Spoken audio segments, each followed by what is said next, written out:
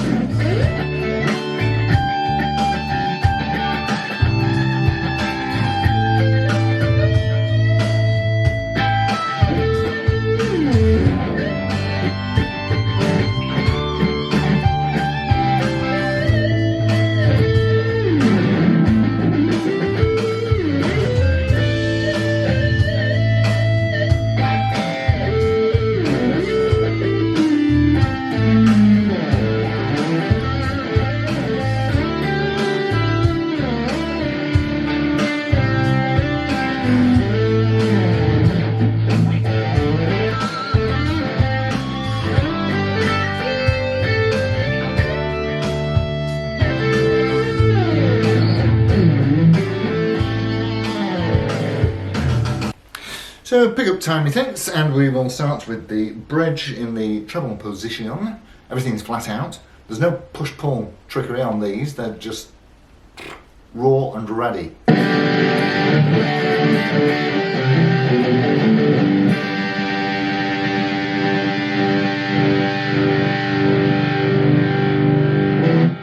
You see to my ears that is rather beautiful. It's the centre.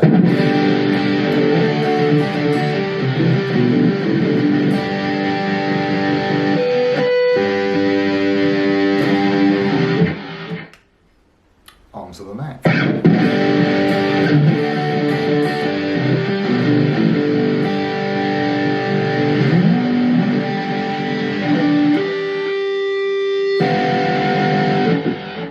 Okay, let's see how we clean up. And again, starting with the bridge.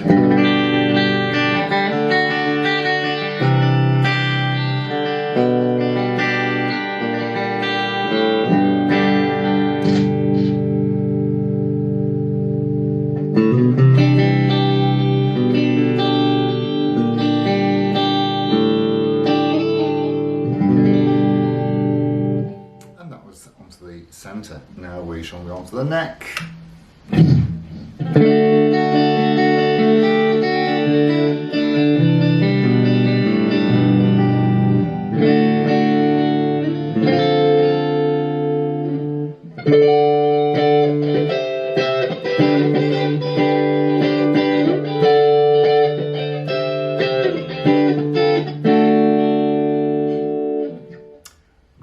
Okay, so let's have a look round. So stem to stern, very much a satin finish we've got going on here. So we'll have a look at the headstock. We've got the gold silkscreen Gibson logo with gold silkscreen flower pots on. Of course, what is, as you can see, if you look sideways on, you can see that the headstock veneer is veneer. That was clumsy, wasn't it? Never mind. So that's how it happens. And around the back here, we've got 6 traditional Clusen Deluxe green keys. And of course, it usually tells you that it was made in USA and it's 2014 model. Happy days. Now, you will note those joiners amongst us, particularly, you will note that the neck is not mahogany, as per traditional. Or is it traditional, you see? That's the thing.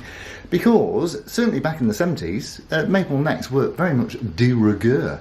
And there were many Les Pauls made in that way. This is the LPJ. How rude of me, I forgot to say. Oh, you'll know about the title anyway.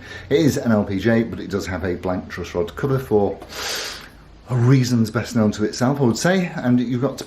Now, I don't know whether these are pearl or perloid. Perloid, I assume. Inlays on the rosewood fretboard, 22 frets of course, and you have got the 120th anniversary inlay at the 12th. I rather like that, and I think that that inlay is probably a little bit more popular than LP 100 on here. Let me know what you think. Maple neck set into a mahogany body, and this is called the Cherry Satin. Weirdly, satin is an anagram of stain, because it does look like a stain. And I don't mean stain in the way you might call your little brother a stain. I mean, you know, like furniture kind of stain. And so, to give you some idea about how thin the nitro coating is on these, the Gibson website says these get 1 to 1.5 something microns, I think it is, of nitro paint on it. So it's very, very thin indeed. Whereas, again, as I say, to put it into perspective, a regular studio gets between 7 and 8 microns. Whatever a micron is, you know, but it's a layer, I suppose, isn't it? So, so the point being that even the most casual of playing from time to time should promote early relicking, I would think, with these. This one does, and you'll never avoid it with these, unless you're treating it with kid gloves, as they say. This one's got a few little nibbles around it here and there, and there's a couple of marks on there. This isn't mine, it just came in for a restring and a setup. A nice thickness, I would say. It's supposed to have 9-hole weight relief. You can see the difference in the grain where the maple cap has gone on, and it's not quite as bellied as regular studios, but it is really, to all intents and purposes, it is a studio construction, because it doesn't have, there's no binding and no whistles and bells, and thankfully no push-pull nonsense on it. You've got 2 lovely Zebra 61s, and what I particularly like about these is that it's a random wind. They're not balanced as many pickups are, so what you get is kind of what you get really, so you're either lucky or not. This one is a blinder, IMO. You've got your regular Nashville tune-o-matic setup there with your stop tail, and of course 2 volumes toward the top and 2 tones toward the bottom.